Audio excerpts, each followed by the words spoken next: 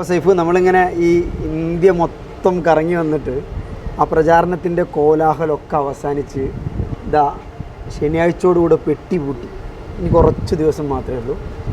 അപ്പോൾ ഒരു പരിണിതപ്രജ്ഞനായ രാഷ്ട്രീയ നിരീക്ഷക നിലയ്ക്ക് ഇത് മൊത്തം സഞ്ചരിച്ചതാണല്ലോ, എന്താണ് ഇപ്പോൾ സൈഫിന് തോന്നുന്നത്? ഇന്ത്യൻ സഞ്ചാരവുമായി ബന്ധപ്പെട്ട അവസാനത്തെ തള്ളാണ്. ഈ നിലയത്തിൽ നിന്ന് ഇനിയൊരു തള്ള് ഉണ്ടായിരിക്കുന്നതല്ല, പ്രക്ഷേപമുണ്ടായിരിക്കുന്നതല്ല. എന്നുവെച്ചാലേ ഇനിയിപ്പോൾ മണിക്കൂറുകൾ മാത്രം എന്നൊക്കെ നമുക്ക് പറയാലോ. അപ്പോൾ സ്വാഭാവികമായി നമ്മളിങ്ങനെ ആ യാത്രയിൽ കണ്ടതും കേട്ടതും ഒക്കെ ഇങ്ങനെ ഈ സമയം വീണ്ടും വീണ്ടും ഇങ്ങനെ മനസ്സിലേക്ക് വരുന്ന, തികട്ടി വരുന്ന ഒരു സമയം കൂടിയാണ്. ഇപ്പോൾ ഈ നമ്മൾ ഈ പൊളിറ്റിക്സിനെ വല്ലാത്ത രീതിയിൽ ഫോളോ ചെയ്യുന്ന ആളുകളായതുകൊണ്ട് ഈ റിസൾട്ട് എന്തായിരിക്കും എന്നുള്ള വല്ലാത്ത ഒരു ആശങ്കയും ഒക്കെ നമ്മളെ മൈൻഡിലുണ്ടല്ലോ. അപ്പോൾ നമ്മൾ ഈ സമയത്ത് തന്നെ ഒരു യാത്ര നമുക്ക് തരപ്പെട്ടു എന്നുള്ളത് കരിയറിലെയും ജീവിതത്തിലെയും വല്ലാത്തൊരു അനുഭവം. നമ്മൾ തുടങ്ങിയത് കന്യാകുമാരിയിൽ നിന്നാണ്. ഇപ്പോൾ പറഞ്ഞു തുടങ്ങുമ്പോൾ സ്വാഭാവികമായും മോദി ആ വിവേകാനന്ദ പാറയിൽ ഇരിക്കുമ്പോൾ നമ്മളെ മൈൻഡ് അവിടെ ഉണ്ട് അല്ലേ? കന്യാകുമാരി എന്ന് പറഞ്ഞു തുടങ്ങണം. കാരണം എന്താ പറയുക, നമ്മൾ നാട്ടുകാരായിട്ടുള്ള ആളുകൾക്ക് പോണ സമയത്ത് ഫോട്ടോഗ്രാഫിക്ക് വിലക്കുള്ളൊരു സ്ഥലത്താണ് ആശാന് പോയിരുന്നിട്ട്. ആശാന് പ്രശ്നമല്ല. അതെ, അതിന് വിഷയം എന്ന് വെച്ചാൽ 28 സെക്കൻഡുള്ള ഒരു വീഡിയോ എന്നെ പുറത്തു വിട്ടു. അതിൽ 9 ക്യാമറ ആംഗിൾ ഉണ്ട്, 9 ആംഗിൾസ്. അപ്പോൾ ഇയാൾ എങ്ങനെയാണ് ഒരു ഫോട്ടോ പോസ്റ്റ് ചെയ്തിട്ട് മനുഷ്യന്മാരെ ഇടങ്ങറാക്കണം എന്നുള്ളത് ഒരു സംഗതി ഉണ്ടല്ലോ. ഏതായാലും ആ ക്ഷേത്രത്തിലേക്ക് ഞങ്ങൾ കയറിയപ്പോൾ അവിടെ തടഞ്ഞു, മൊബൈലൊക്കെ മേടിച്ചു വെച്ചു. അപ്പോൾ ആശാന് പ്രശ്നമല്ല, ആശാന് വ്യത്യസ്തമായ ആംഗിളുകളിൽ. ഓക്കെ, അപ്പോൾ എന്തായാലും കന്യാകുമാരിയിൽ പക്ഷെ നമ്മൾ അന്ന് കണ്ട ഒരു കഥ എന്ന് പറയുന്നത്, കന്യാകുമാരി എനിക്ക് ആദ്യം ഓർമ്മ വരുന്നത് നമ്മോട് സംസാരിച്ച ഒരു മീൻപിടുത്ത തൊഴിലാളി, ഒരു ലേഡി ഉണ്ടായിരുന്നു. ഇനി ഒരു മോദി സർക്കാർ അധികാരത്തിൽ വരികയാണെങ്കിൽ ഇത് അങ്ങനെയാണ് അവർ കാണിച്ചത്, ഗളച്ഛേദം നടത്തിക്കളയും എന്നുള്ള രീതിയിൽ സംസാരിച്ച അത്രമാത്രം വലിയൊരു രോഷം. ഒരു ക്രിസ്ത്യൻ ബെൽറ്റാണ് പ്രധാനമായിട്ടും. എങ്കിൽ പോലും നമ്മൾ അന്നാണ് ശരിക്ക് എന്താണ് ഇന്ത്യ സൗത്തിന്റെ ഒരു പൊതുവികാരമായിട്ട് നമുക്ക് തോന്നി അല്ലേ അന്ന് അല്ലേ? BJP സൗത്തിൽ വേരുറപ്പിക്കാൻ നോക്കുന്ന ഒരു പക്ഷേ അതിൻ്റെ ഭാഗമായിട്ട് കൂടിയാണ് കഴിഞ്ഞ തവണ ഉത്തരാഖണ്ഡിലിരുന്ന ഇരുത്തം ഇത്തവണ ഇങ്ങോട്ടേക്ക് മാറ്റിയതെന്നൊക്കെയുള്ള വിലയിരുത്തൽ വരുമ്പോൾ ഈ ഇരുത്തം കൊണ്ട് ഓക്കെ ഈ ഘട്ടത്തിൽ ഇവിടെ വോട്ടെടുപ്പില്ല എങ്കിൽ കൂടിയും ബംഗാളിലും ബീഹാറിലും ഒക്കെ അതിൻ്റെ ഒരു റിഫ്ലക്ഷൻ ഉണ്ടാവണം എന്നുള്ളതാണല്ലോ BJP കണക്ക് കൂട്ടുന്നത്. പക്ഷെ ഒരു ഫർദർ പൊളിറ്റിക്കൽ സിനാരിയോയിലെങ്കിലും റിസൾട്ട് ഉണ്ടാവണമെന്ന് കരുതിയിട്ടായിരിക്കണം കന്യാകുമാരിയിൽ ധ്യാനം ഇരിക്കാൻ തീരുമാനിച്ചത്. പക്ഷേ എനിക്ക് തോന്നുന്നില്ല സൗത്തിൽ അതുമായി ബന്ധപ്പെട്ട റിസൾട്ട് ഉണ്ടാവുന്നു അല്ലേ? അതെ, തീർച്ചയായിട്ടും. കാരണം അതിലൊരു കാര്യം, മോദി ഈ വർഷം 7ാമത്തെ തവണയാണ് തമിഴ്നാട്ടിൽ വരുന്നത്. തമിഴ്നാട്ടിൽ ശരിക്കും അവർ അഥവാ UP-യിലും അതേപോലെ ബീഹാറിലും രാജസ്ഥാനിലൊക്കെ നഷ്ടപ്പെടുന്ന സീറ്റുകൾ ബംഗാളിലും തമിഴ്നാട്ടിൽ നിന്നൊക്കെ പിടിക്കാമെന്നൊരു മോഹം ഈ തെരഞ്ഞെടുപ്പിന് മുമ്പ് BJPക്ക് ഉണ്ടായിരുന്നു. പക്ഷേ അത് ഒരിക്കൽ പോലും ഉണ്ടാകുമെന്ന് ഞാൻ കരുതുന്നില്ല. തമിഴ്നാട്ടിലെ 39 സീറ്റിൽ ഓൾമോസ്റ്റ് 39, കാരണം അണ്ണാ DMK അവിടെ വളരെ നമുക്കറിയാം, നമ്മൾ പോയ സ്ഥലത്തൊക്കെ പവർഫുൾ അല്ല, വളരെ വീക്കായിട്ടുള്ള ഒരു ദുർബലമായ രാഷ്ട്രീയ സംവിധാനവും മിഷനറിയും ഒക്കെയാണ്. അണ്ണാ DMK ഒരു തിരിച്ചുവരവിന് പാകപ്പെട്ട മണ്ണ് അവിടെ ഇല്ല, നമുക്ക് ബോധ്യപ്പെട്ടു. ലീഡേഴ്സും ഇല്ല, എനിക്ക് തോന്നുന്നു കോൺഗ്രസ് കുറെ കൂടി മെച്ചപ്പെടുത്തും അല്ലേ? കാരണം നമ്മുടെ ഇവിടെ UP-യിൽ സമാജ്വാദി പാർട്ടിയുടെ ഒരു സപ്പോർട്ട് എത്ര കോൺഗ്രസിനുണ്ട്, അതുപോലെ തന്നെ ഇവിടെ DMKയുടെ സപ്പോർട്ട്. അപ്പോൾ ആ DMKയുടെ സപ്പോർട്ടിൽ കോൺഗ്രസ് കൂടി കരകയറും എന്നുള്ള തോന്നുന്നു. തമിഴ്നാട്ടിൽ ഒരു പൊളിറ്റിക്സ് അത് എന്തായാലും ഇത്തവണ ഇന്ത്യ മുന്നണിയുടെ കൂടെ നിൽക്കുമെന്നുള്ളതിൽ ഒരു സംശയവും വേണ്ട. അതിൽ BJP പ്രതീക്ഷ വെക്കുന്ന അവരുടെ അണ്ണാമലൈ മത്സരിച്ച സ്ഥലം മാത്രമാണ്, എങ്കിലും അവിടെ പോലും കിട്ടുമെന്ന് എനിക്ക് തോന്നുന്നില്ല. അവിടുത്തെ ഒരു കാറ്റ് അങ്ങനെയാണ്. നമുക്ക് ആദ്യഘട്ടത്തിൽ തന്നെ തോന്നിയാണ്. ആദ്യഘട്ടത്തിൽ തമിഴ്നാട്ടിലെ വോട്ടെടുപ്പ് കഴിയുകയും ചെയ്തു. അപ്പോൾ സൗത്തിലേക്ക് അത്ര വലിയൊരു പ്രതീക്ഷ BJPയും മോദിയും വെക്കേണ്ടതില്ല എന്നുള്ളത് തന്നെയാണ് നമുക്ക് പൊതുവെ മനസ്സിലായത്. തമിഴ്നാട്ടിൽ നമ്മൾ നേരെ പോയത് കർണാടകയിലാണ്, ബാംഗ്ലൂരിലേക്കാണ്. ബാംഗ്ലൂർ ചിത്രം വ്യത്യസ്തമാണ്. അവിടെ പൊളിറ്റിക്കലി ലോക്സഭാ തെരഞ്ഞെടുപ്പ് വരുന്ന സമയത്ത് ഒരു ദശാബ്ദങ്ങളായി BJPയെ പിന്തുണക്കുകയും എന്നാൽ കഴിഞ്ഞ തവണത്തെ നിയമസഭാ തെരഞ്ഞെടുപ്പിൽ കോൺഗ്രസ് അധികാരത്തിലെത്തുന്ന സംസ്ഥാനമാണ്. പക്ഷേ ഇത്തവണ BJPക്ക് ഒരു സെറ്റ് ബാക്കൊക്കെ ഞാൻ പ്രതീക്ഷിക്കുന്നുണ്ട്. പക്ഷേ എന്നാൽ ഒരു വലിയ സെറ്റ് ബാക്ക് ഉണ്ടാവുമെന്ന് എനിക്ക് തോന്നുന്നില്ല. കാരണം കഴിഞ്ഞ തവണത്തെ അത്ര എത്തില്ലെങ്കിൽ പോലും ദുർബലമാകില്ല BJP എന്നാണ് എനിക്ക് തോന്നുന്നത്. കാരണം ഈ നഗരത്തിലുള്ള വോട്ടർമാരൊക്കെ എപ്പോഴും BJPയെ പിന്തുണക്കുന്ന ഒരു കാഴ്ച നമ്മൾ അവിടെ കണ്ടു. ഒരുപാട് ആളുകൾ പാർക്കിലൊക്കെ പോയിരുന്ന സമയത്ത് അതെ BJPയെ സപ്പോർട്ട് ചെയ്തു. പ്രത്യേകിച്ച് റൂറൽ സൈഡിലൊക്കെ ഇപ്പോൾ ഈ JDS ഈ ഒക്കലിക സമുദായമൊക്കെ അവിടെ DK ഉയർന്നു വരുന്നു. ദേവഗൗഡയുടെയും JDSൻ്റെയും പ്രതാപമൊക്കെ അവിടെ ഇങ്ങനെ കുറഞ്ഞു വരുന്നു. പിന്നെ BJPക്ക് അകത്തുള്ള ഇൻറ്റേർണൽ ക്ലാഷസിനെ കുറിച്ച് ചില ആളുകളൊക്കെ സംസാരിച്ചു. പിന്നെ എനിക്ക് തോന്നുന്നു ഈ അല്ല, അത് പറയുമ്പോൾ നമ്മുടെ യെദ്യൂരപ്പയും ഈശ്വരപ്പയും തമ്മിലുള്ള, അതുപോലെ ഇപ്പോൾ അവിടെ അവരേറ്റവും വലിയ നേതാവായി ഉയർത്തിക്കൊണ്ട് ധർമ്മേന്ദ്ര പ്രധാനാണ്. ധർമ്മേന്ദ്ര പ്രധാൻ അത്രമാത്രം ഒരു നാട്ടിൽ വേരുകളുടെ നേതാവല്ല. BJPയിൽ ഇന്റേണൽ കോൺഫ്ലിക്ട്സ് ഒരു പക്ഷേ അവിടെ വിധിയിൽ പ്രതിഫലിക്കാം എന്ന് തോന്നുന്നു, സാധ്യതയുണ്ട്. മാത്രമല്ല ഈ ഒരുപാട് വാഗ്ദാനങ്ങൾ കൊടുത്തിട്ടാണല്ലോ കോൺഗ്രസ് അവിടെ വന്ന്. ആ വാഗ്ദാനങ്ങളിൽ ഒരു 90% ഈ സമയം അവർ നിറവേറ്റിയിട്ടുണ്ട്. അതിൻ്റേതായ ഒരു റിസൾട്ട് അവർ പ്രതീക്ഷിക്കുന്നുണ്ട്. പക്ഷേ എങ്കിൽ കൂടിയും കഴിഞ്ഞ തവണ 2 സീറ്റ്, ഒരു സീറ്റ് കോൺഗ്രസ്, ഒരു സീറ്റിൽ നിന്ന് ഒരു 10+ ഉണ്ടായാൽ തന്നെ കോൺഗ്രസിന് അത് ഭയങ്കര മെച്ചമായിരിക്കും. അപ്പോൾ ഇതുവരെ ഇപ്പം പൊതുവേ വരുന്ന കോൺഗ്രസിൻ്റെ പ്രതീക്ഷ 20+ ഒക്കെയാണ്. അതൊന്നില്ലെങ്കിൽ കൂടിയും ഒരു 15+ ഒക്കെ കാണില്ലേ? എന്താ അത് ഈ പരമ്പരാഗതമായി ലോക്സഭാ തെരഞ്ഞെടുപ്പ് BJPക്ക് ഒപ്പം നിൽക്കുന്നതാണ്. BJP അവിടെ സ്ട്രോങ് ആണ്. നേരത്തെ സേഫ് സൂചിപ്പിച്ച പോലെ വക്കാലിക സമുദായത്തെ, അതുപോലെ ലിംഗായത്തുകളും ഒരുപക്ഷെ JDS ദുർബലമായി എന്നുള്ളത് ഒരുപക്ഷെ ഈ വോട്ടിങ്ങിൽ പ്രതിഫലിക്കാനുള്ള സാധ്യത കൂടുതലാണെന്ന് എനിക്ക് തോന്നുന്നു. നമ്മളവിടുത്തെ ഇപ്പോൾ ഗോവയ്ക്കാണ്. ഗോവയിൽ നമ്മൾ പറയേണ്ട ആവശ്യമൊന്നുമില്ല തോന്നുന്നു. ഗോവയിൽ വളരെ രസകരമായ ഒരു അനുഭവം കൂടി ഉണ്ടായിട്ടുണ്ട് അല്ലേ? തീർച്ചയായും. അവിടെ റൂറൽ സൈഡിലേക്ക് നമ്മളിങ്ങനെ യാത്ര ചെയ്തപ്പോൾ, വാസ്കോയിലേക്കൊക്കെ ഇറങ്ങിയപ്പോൾ, നമ്മൾ ഈ കരുവാരക്കുണ്ടിലൂടെയോ നമ്മൾ ഈ കാളികാവിലൂടെയൊക്കെ സഞ്ചരിക്കുന്ന പോലെ അല്ലേ, കറക്റ്റ് മലപ്പുറം തന്നെ നമുക്ക് തോന്നിയത്. മലപ്പുറം, കോഴിക്കോട് ഈ ഏരിയയിലുള്ള ആളുകൾ എന്ന് വെച്ചാൽ പഴയ ഓടിട്ട വീടുകൾ. ഒരു പക്ഷേ ഇപ്പോൾ കരുവാരക്കുണ്ടിൽ പഴയ ഓടിട്ട വീടുകൾ കാണാൻ കഴിയില്ല കേട്ടോ. മലപ്പുറത്തിൻ്റെ റൂറൽ സൈഡ്സിലൊന്നും അങ്ങനെ ഓടിട്ട വീടുകൾ ഇപ്പോൾ കാണാൻ, എല്ലാം ടെറസ്. അതായത് ഞാൻ മലപ്പുറത്തുകാരനായതുകൊണ്ടാണ് നമ്മുടെ നാട്ടിലൊക്കെ പണ്ട് കണ്ടിരുന്ന 2000-ലൊക്കെ കണ്ടിരുന്ന അതേ ഗോവ എന്ന് പറയുമ്പോൾ നമ്മുടെ മൈൻഡിലുള്ളത് ആ തീരത്തിൻ്റെ പൊളപ്പും ഒക്കെയാണല്ലോ. പക്ഷെ അതൊന്നും ആയിരുന്നില്ല അല്ലേ? വാസ്കോയിലൊക്കെ നമ്മൾ പോയപ്പോൾ തന്നെ മലപ്പുറം പോലെ തോന്നി. ഗോവ നമ്മൾ കേൾക്കുന്ന നമ്മുടെ മനസ്സിലേ വരുന്നൊരു ചിത്രം അതല്ല ഗോവ എന്ന് നമ്മോട് പറഞ്ഞൊരു യാത്ര കൂടിയാണ്. കാരണം നമ്മൾ അത്രമാത്രം ഗോവക്കകത്ത് നമ്മൾ യാത്ര ചെയ്തു. അപ്പോൾ ഗോവയിൽ ഒന്ന് ആവാനാണ് സാധ്യത അല്ലേ? സ്വാഭാവികമായിട്ടും ഗോവ ഒരു ക്രിസ്ത്യൻ ഭൂരിപക്ഷ മണ്ഡലമാണ് ഗോവയിലെ ഒരു മണ്ഡലം. മറ്റൊരു മണ്ഡലം എന്ന് പറയുന്നത് കൊങ്കണികളൊക്കെ മഹാരാഷ്ട്രക്കാർ ഒരുപാട് കുടിയേറിയിട്ടുള്ള ഒരു മണ്ഡലമാണ്. അപ്പോൾ സ്വാഭാവികമായിട്ട് അവിടെ ഒരു BJP കുറച്ചുകൂടി സ്ട്രോങ് ഹോൾഡ് ആയിട്ടുള്ള ഏരിയയാണ്. അപ്പോൾ എന്തായാലും അത് അങ്ങനെ തന്നെ നിൽക്കാനാണ് സ്റ്റാറ്റസ് കോ നിലനിർത്തും. അടുത്തുള്ളൊരു യാത്ര എന്നെ സംബന്ധിച്ച് ഭയങ്കര തിരിച്ചറിവ് എനിക്ക് മഹാരാഷ്ട്രയിൽ, മുംബൈ മഹാനഗരത്തിൽ നമ്മൾ മഹാരാഷ്ട്ര മോദി എന്ന് പറയുന്ന ഈ 2014-ലെയും 2019-ലെയും ഇലക്ഷനെ സവിശേഷമാക്കുന്ന ഒരു ഘടകം, പ്രധാനപ്പെട്ട ഘടകം മോദി വേവാണ്. മോദി ഹവ എന്ന് പറയും, മോദി തരംഗം ഇല്ല എന്ന് നമ്മൾ മനസ്സിലാക്കുന്നത് മഹാരാഷ്ട്രയിൽ വെച്ചാണ്, മുംബൈയിൽ വെച്ചാണ്. നമ്മുടെ BJPയുടെ തെരഞ്ഞെടുപ്പ് കമ്മിറ്റി ഓഫീസ് കണ്ട് അവിടുന്ന് ബൈറ്റൊക്കെ എടുത്ത് തിരിച്ചു വരുന്ന വഴിയിട്ടാണ് നമ്മൾ ടൈംസ് നൗയിലെയും അതേപോലെ ന്യൂസ് 18-ലെയും അവിടുത്തെ സന്ദേശം എന്ന് പറയുന്ന ഒരു ലോക്കൽ ചാനലിലെയും 3 റിപ്പോർട്ടർമാരെ കാണുന്നതും അവരൊരു പത്രസമ്മേളനം കഴിഞ്ഞു വരുന്ന വഴിയാണ്. അവരായിട്ട് നമ്മുടെ സംസാരത്തിലാണ് നമ്മൾ എന്ത് ചെയ്യുന്നത്, അവർ പറയുന്നത് മോദി വേവില്ല. അത് ഭയങ്കരമായിട്ടൊരു തിരിച്ചറിവാണ് നമുക്ക് തന്നത്. പിന്നെയുള്ള യാത്രകളിലൊക്കെ നമുക്കത് മനസ്സിലാവുന്നുണ്ട്. ഇന്ത്യയുടനീളം മോദി വേവ് എന്ന് പറയുന്ന നേരത്തെ മുൻ തെരഞ്ഞെടുപ്പുകളെ സവിശേഷമാക്കിയൊരു സാഹചര്യം ഇല്ല. ഈ തെരഞ്ഞെടുപ്പിനെ ഏറ്റവും പ്രധാനപ്പെട്ടതാക്കുന്നത്, വ്യതിരക്തമാക്കുന്ന ഒരു പോയിന്റും ഇത് തന്നെയാണ്. പ്രസിഡൻഷ്യൽ മോഡ് തെരഞ്ഞെടുപ്പല്ല 2024 നടന്നത്. അത് കൃത്യമായി നാട്ടുകാരുടെ പ്രശ്നങ്ങളെ അഭിസംബോധന ചെയ്തുള്ള ഒരു തെരഞ്ഞെടുപ്പാണ് നടന്നതെന്നാണ് എനിക്ക് തോന്നുന്നത്. തീർച്ചയായും. മഹാരാഷ്ട്രയിൽ കണ്ട മറ്റൊരു കാഴ്ച, നമ്മൾ ഈ ആളുകളോട് സംസാരിച്ച സമയത്ത് ഒരു 10 ആളുകളോട് സംസാരിക്കുമ്പോൾ 5 ആളുകളെങ്കിലും ഉദ്ധവ് താക്കറെ കുറിച്ച് സംസാരിച്ചു, ശരത് പവാറിനെ കുറിച്ച് സംസാരിച്ചു. ബാലാസാഹിബിൻ്റെ മകൻ, അതായത് ബാലാസാഹിബിൻ്റെ ഈ രാഷ്ട്രീയ പാരമ്പര്യം മുഴുവൻ പേറുന്ന ഒരാൾ, അതായത് ജനങ്ങളുടെ ഉള്ളിൽ അതിൻ്റെ ഇത് മുഴുവൻ കൊണ്ടുനടക്കുന്ന ഒരാൾ ഉദ്ധവ് താക്കറെയാണ് നമുക്ക് ബോധ്യപ്പെട്ട ചില സമയമുണ്ട്. അപ്പോൾ എനിക്ക് തോന്നുന്നു അതിലേതോ റിപ്പോർട്ടർ നമ്മളോട് സംസാരിച്ചു, ഉദ്ധവ് താക്കറയെ മുറിവേൽപ്പിച്ചതിൻ്റെ റിസൾട്ട് ഇക്കുറി BJP അറിയും എന്ന് വരെ ചില ആളുകൾ സംസാരിച്ചു. എനിക്ക് തോന്നുന്നു ഇക്കുറി ഇന്ത്യ മുന്നണി വലിയ നേട്ടം ഉണ്ടാക്കുന്നുണ്ടെങ്കിൽ ഉദ്ധവ് താക്കറെയും ശിവസേനയും മഹാരാഷ്ട്രയിൽ നേടുന്ന സീറ്റുകൾ അതിനിർണായകമായിരിക്കും. അതിലൊരു തർക്കവുമില്ല. കാരണം നമ്മൾ ആ ആളുകളുടെ മൈൻഡിൽ നിന്ന് കണ്ടൊരു കാര്യമാണ്. പിന്നെ ഈ പറഞ്ഞ പോലെ നമ്മൾ NCPയുടെ ഓഫീസിൽ പോയി. അപ്പം NCPക്കാരെ സംബന്ധിച്ചിടത്തോളം അഭിമാന പോരാട്ടമാണ്. കാരണം ശരത് പവാറിന് അയാളെ നിലനിൽപ്പിൻ്റെ കൂടി പോരാട്ടമാണല്ലോ.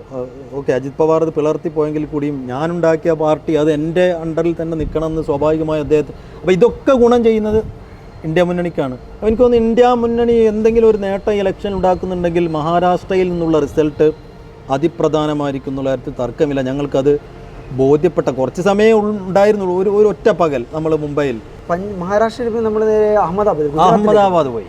റൈറ്റ്, അഹമ്മദാബാദിൽ ഇറങ്ങി നമ്മൾ നല്ല തൊപ്പിയിട്ട ആളുകളോടൊക്കെ സംസാരിച്ച സമയത്ത് പോലും അവർ രാജ്നാഥ് സിംഗ് ജീത്തേഗ എന്ന് പറഞ്ഞ ആളുകളെ നമ്മൾ കണ്ടു അല്ലേ. രാജ്നാഥ് സിംഗ് അമിത്ഷാജി ജീത്തേഗ എന്ന് പറഞ്ഞു.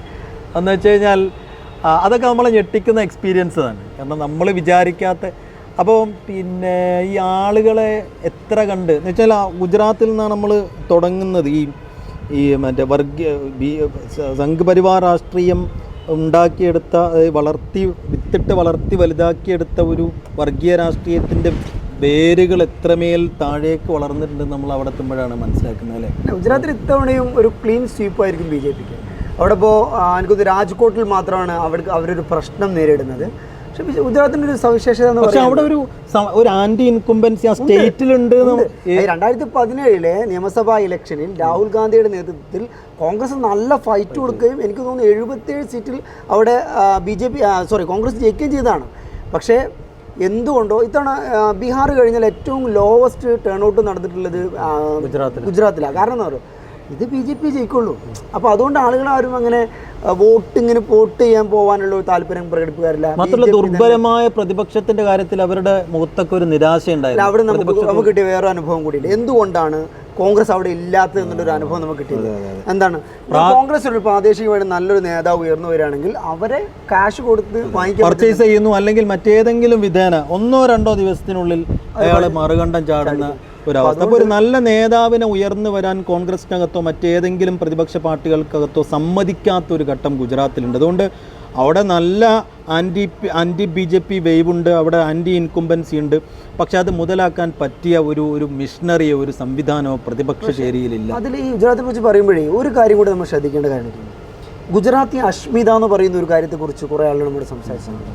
അതോ ഗുജറാത്തികളുടെ പ്രൈഡ്, അതോ ഇന്ത്യ ഭരിക്കുന്നത് ഒരു ഗുജറാത്തിയാണ്, ഇന്ത്യ ഭരിക്കുന്ന ഒരു മലയാളിയാണെന്ന് പറയുമ്പോൾ നമുക്കുണ്ടാകുന്ന അഭിമാന ബോധം പോലെ ഇന്ത്യ ഭരിക്കുന്ന ഒരു ഗുജറാത്തിയാണല്ലോ എന്ന് പറയുന്ന അഭിമാന ബോധം അവിടെ വർക്കൗട്ട് ചെയ്യുന്നുണ്ട്. ജുഹാപുരയിലൊക്കെ പോയപ്പോഴുണ്ടാകും നമുക്ക് വ്യത്യസ്തമായ അനുഭവങ്ങളൊക്കെ ഉണ്ട്. പക്ഷെ അതൊന്നും ഒരു റിസൾട്ടിന് ഏതെങ്കിലും തരത്തിൽ ജയപരാജയങ്ങളെ ബാധിക്കുന്ന ഒരു ഘടകമായി എങ്ങനെയാണ് ഒരു സിസ്റ്റം, എങ്ങനെയാണ് ഒരു ഭരണകൂട സംവിധാനം എങ്ങനെയാണ് വർക്ക് ചെയ്യുന്നുള്ള ജുഹാപൂർ നമുക്ക് നോക്കിയാൽ മനസ്സിലാവും. ജുഹാപൂർ ഒരു 4 ലക്ഷത്തിലേറെ മുസ്ലിങ്ങൾ താമസിക്കുന്ന തിങ്ങിപ്പാർക്കുന്ന ഒരു പോക്കറ്റാണ്. അപ്പോൾ ഇവർ ചെയ്തത് ഈ ജുഹാപുരയെ 4 ഭാഗങ്ങളാക്കി വെട്ടിമുറിക്കാൻ നടന്നു. വോട്ട് ഒരിക്കലും കൺസോളിഡേറ്റ് ചെയ്യില്ല. അപ്പോൾ മാത്രമല്ല അത്രയും 4 ലക്ഷത്തോളം ആളുകൾക്കൊരു സർക്കാർ ഹോസ്പിറ്റലോ സർക്കാർ സ്കൂളോ ഒന്നുമില്ലാത്ത മറ്റൊരു ദയനീയമായ ഒരു അവസ്ഥ നമ്മൾ ജുഹാപുരയിൽ അഹമ്മദാബാദിലൊക്കെ കാണാം. ഇന്ത്യയിലെ ന്യൂനപക്ഷ പ്രദേശങ്ങൾ എങ്ങനെയാണ് മോദി സർക്കാരിന് കീഴിൽ ജീവിക്കുന്നതിനെന്ന് ജുഹാപുരയോളം വലിയ ഉദാഹരണങ്ങളില്ല. ആ ജുഹാപുരയിലെ ഒരു മുസ്ലിം കമ്മ്യൂണിറ്റി മൊത്തത്തിൽ വിചാരിക്കുകയാണ് നമ്മൾ ഒരു റിസൾട്ട് ഉണ്ടാക്കുന്നത് വെച്ചാൽ അവർക്ക് കഴിയില്ല. നിങ്ങൾ നേരത്തെ പറഞ്ഞ പോലെ വെട്ടി കഷ്ണാക്കി വെച്ചു. രാജസ്ഥാൻ എന്ന് വെച്ച് കഴിഞ്ഞാൽ രാജസ്ഥാൻ്റെ തലസ്ഥാന ഏരിയയിലേക്കോ പ്രധാനപ്പെട്ട മേഖലകളിലേക്കോ നമ്മൾ പോയിട്ടില്ല. അതൊരു ജയ്സൽമീറിൽ നമ്മൾ കണ്ട ഒരു ശ്രദ്ധേയ കാഴ്ച നരേന്ദ്ര ഭാട്ടി അല്ലേ. എവിടെ ചെന്ന ആളുകളോട് ചോദിച്ചു കഴിഞ്ഞാൽ നരേന്ദ്ര ഭാട്ടി എന്ന് വെച്ച് കഴിഞ്ഞാൽ അത് ആ മണ്ഡലം ബാർമർ മണ്ഡലത്തിൽ സ്വതന്ത്രനായി മത്സരിക്കുന്ന BJP വിമതനാണ് നരേന്ദ്ര ഭാട്ടി. ആളുകളോട് ആര് ജയിക്കുന്നു, കോൺ ജീത്തേക എന്ന് വെച്ച് കഴിഞ്ഞാൽ എല്ലാവരും ഒരേ സ്വരത്തിൽ മറുപടി നരേന്ദ്ര ഭാട്ടി. അപ്പോൾ അത് BJPക്ക് അകത്തുള്ള ഒരു ഇൻറ്റേർണൽ കോൺഫ്ലിക്റ്റിൻ്റെ ഭാഗമായിട്ടാണ് നരേന്ദ്ര ഭാട്ടി അവിടെ ഒരു കാൻഡിഡേറ്റായി വരുന്നത്. അപ്പോൾ ഞങ്ങൾക്ക് മൊത്തത്തിൽ തോന്നി BJP അവിടെ രാജസ്ഥാനിൽ മൊത്തത്തിൽ അങ്ങനെ ഒരു ഇൻറ്റേർണൽ കാരണം ഇപ്പോൾ ഒരു ആഭ്യന്തര പ്രശ്നം അങ്ങനെയൊക്കെ ഉണ്ടെങ്കിൽ അമിത്ഷായും നരേന്ദ്രമോദിയും വന്ന് തീർക്കാവുന്നൊരു കേസേ ഉണ്ടായിരുന്നുള്ളൂ. ഇയാളെ കാൻഡിഡേറ്റ്ഷിപ്പിൽ നിന്ന് പിന്മാറ്റാൻ കഴിയുമായിരുന്നു. പക്ഷേ അതുണ്ടായില്ല. മാത്രമല്ല നരേന്ദ്ര ഭാട്ടിക്ക് അങ്ങേയറ്റം വലിയ ജനപ്രീതി ഉണ്ടാകുമ്പോൾ മൊത്തത്തിൽ രാജസ്ഥാനിൽ BJPക്കുള്ളിൽ എന്തൊക്കെയോ പ്രശ്നങ്ങളുണ്ടോ നമുക്ക് തോന്നുന്നില്ലേ. ഭാട്ടി ഒരു പഴയ ABP-കാരനാണ്. നമ്മൾ വളരെ ചെറുപ്പക്കാരനാണ്. ആൾമോസ്റ്റ് 30 തികയാത്ത ഭാട്ടി, 30 തികഞ്ഞിട്ടില്ലെന്ന് എൻ്റെ ഓർമ്മ. എന്ന് മാത്രമല്ല എനിക്ക് തോന്നുന്നത് വെച്ചാൽ ജയ്സൽമീർ നഗരത്തിൽ നമ്മൾ സംസാരിക്കുമ്പോൾ പാർട്ടിയെക്കുറിച്ച് സംസാരിക്കുന്നുണ്ട്, ആളുകൾ പറയുന്നുണ്ട്. ഞാനതൊരു പ്രദേശത്തെ പ്രശ്നം മാത്രമെന്നാണ് എനിക്ക് ആദ്യം തോന്നിയത്. പിന്നീട് സൈഫ് നമുക്കറിയാം, നമ്മൾ പാകിസ്ഥാൻ ബോർഡറിൽ പോയി, നമ്മൾ ഏകദേശം ഓൾമോസ്റ്റ് ഒരു 25-30 കിലോമീറ്റർ ദൂരം പാകിസ്ഥാനാണ്. നമ്മൾ അവിടെ പോയി സംസാരിക്കുന്ന സമയത്ത് അവിടെ ബാട്ടി എല്ലാത്തൊരു മനുഷ്യനില്ല, മാത്രമേ ഉള്ളൂ. ഞാൻ ഈ തെരഞ്ഞെടുപ്പ് ഏറ്റവും കൗതുകപൂർവ്വം വീക്ഷിക്കുന്ന ഒരു മണ്ഡലം കൂടിയാണ് ബാർമർ. ബാർമറിൽ ആര് ജയിക്കും?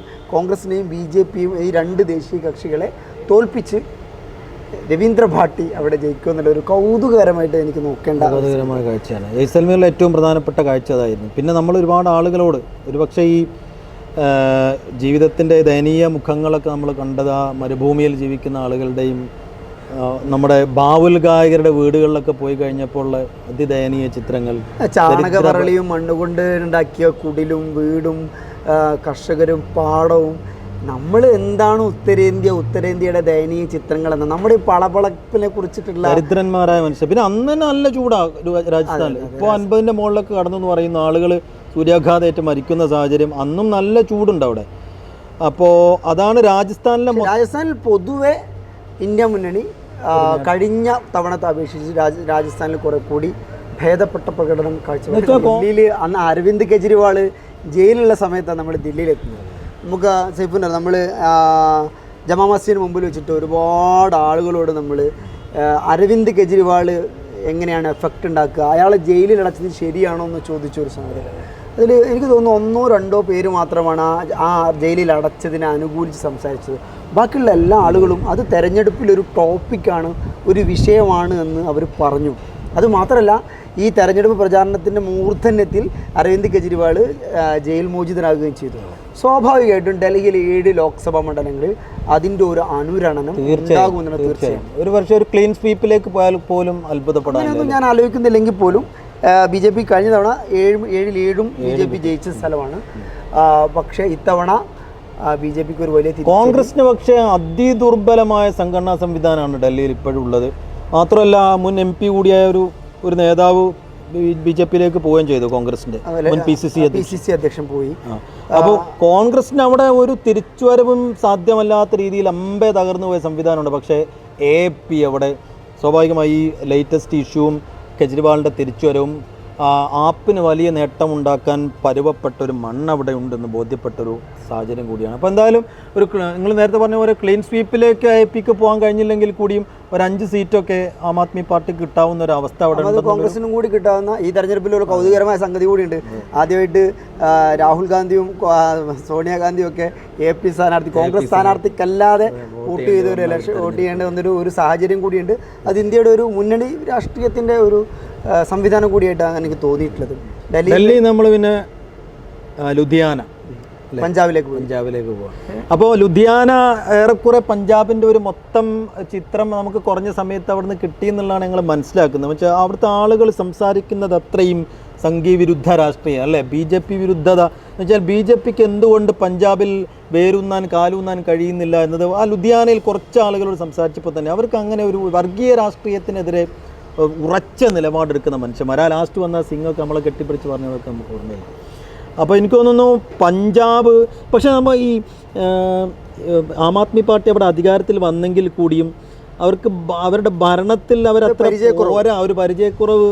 അവർ ഈ ഒന്നാമത് ഈ പഞ്ചാബികൾ വലിയ എഡ്യൂക്കേറ്റഡ് ആയതുകൊണ്ട് പെട്ടെന്ന് റീഡ് ചെയ്യുകയും വിലയിരുത്തുകയും ചെയ്യുമല്ലോ. അപ്പോൾ ഇവർ ഭരിക്കാൻ അത്ര പോരാ എന്നുള്ളൊരു റീഡിങ്ങിലേക്ക് അവർ എത്തി തോന്നുന്നു. അങ്ങനെയാണെങ്കിൽ അങ്ങനെ ഒരു സാഹചര്യം ഉണ്ട്. അങ്ങനെയാണെങ്കിൽ അത് കോൺഗ്രസ് നേട്ടം എന്ന് മാത്രമല്ല, പഞ്ചാബിൽ ഏറ്റവും കൂടുതൽ ശ്രദ്ധിക്കേണ്ട കാര്യം കർഷക രോഷമാണ്. കാരണം നമ്മൾ വിട്ടുപോയി അണയാതെ നിൽക്കുന്ന